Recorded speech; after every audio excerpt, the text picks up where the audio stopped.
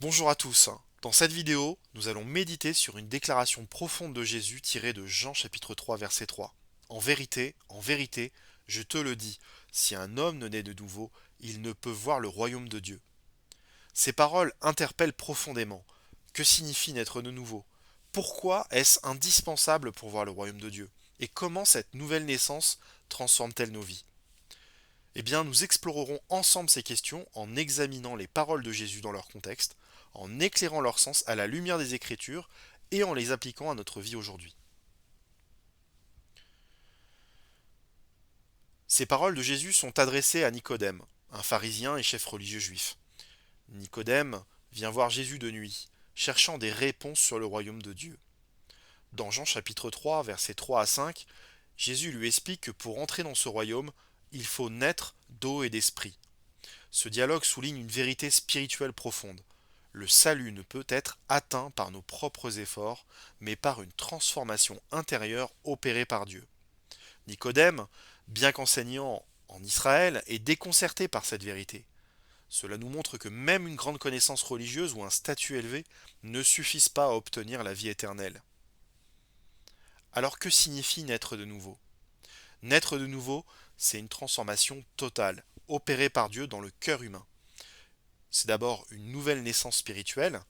Jésus fait référence à une naissance qui dépasse le domaine physique. Naître de nouveau, c'est naître d'eau et d'esprit.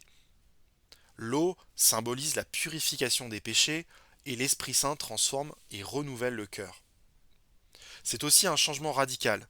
Paul écrit dans 2 Corinthiens chapitre 5 verset 17, si quelqu'un est en Christ, il est une nouvelle créature. Les choses anciennes se sont passées. Voici toutes choses sont devenues nouvelles.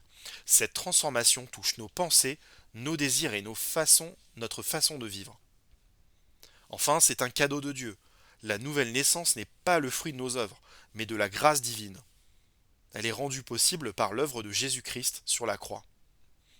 Alors pourquoi est-elle nécessaire? Premièrement, l'humanité est spirituellement morte. À cause du péché, nous sommes séparés de Dieu.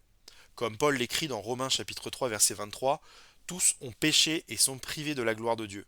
La nouvelle naissance est le seul moyen de rétablir cette communion avec Dieu.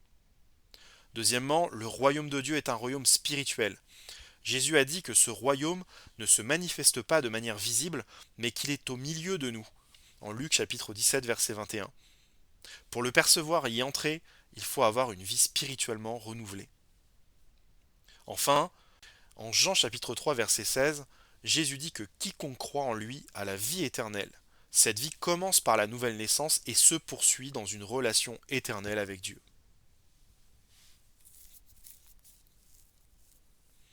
Alors comment naître de nouveau? Eh bien, premièrement, c'est reconnaître son besoin de salut. La première étape est de réaliser que nous sommes pécheurs et que nous avons besoin d'un sauveur. Deuxièmement, c'est se repentir. La repentance signifie changer de direction, tourner le dos au péché et se tourner vers Dieu. Troisièmement, c'est croire en Jésus-Christ. Jean 3,16 déclare car Dieu a tant aimé le monde qu'il a donné son Fils unique, afin que quiconque croit en lui ne périsse point, mais qu'il ait la vie éternelle. Croire en Jésus, c'est placer toute sa confiance en lui pour le pardon des péchés et le salut. Enfin, c'est recevoir l'Esprit Saint. La nouvelle naissance est opérée par l'Esprit Saint. Lorsque nous croyons en Jésus, l'Esprit de Dieu vient habiter en nous, nous régénérant et nous transformant. Alors quels sont les fruits de la nouvelle naissance?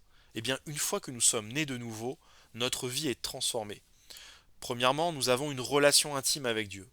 Nous ne sommes plus esclaves du péché, mais nous sommes enfants de Dieu. Nous pouvons appeler notre Père Abba, comme il est écrit en Romains chapitre 8 verset 15. C'est une vie transformée.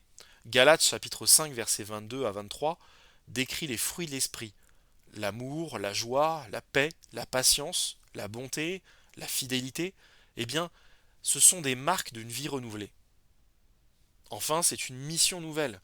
Ceux qui sont nés de nouveau deviennent des ambassadeurs de Christ, appelés à proclamer l'Évangile et à vivre comme des lumières dans un monde sombre. En 2 Corinthiens chapitre 5 verset 20. Jésus appelle chaque être humain à naître de nouveau pour voir et entrer dans le royaume de Dieu. C'est un appel à une transformation profonde et un renouvellement spirituel qui nous prépare à la vie éternelle. Posons-nous cette question. Êtes-vous né de nouveau? Suis-je né de nouveau? Avez-vous accepté Jésus comme votre Sauveur et Seigneur?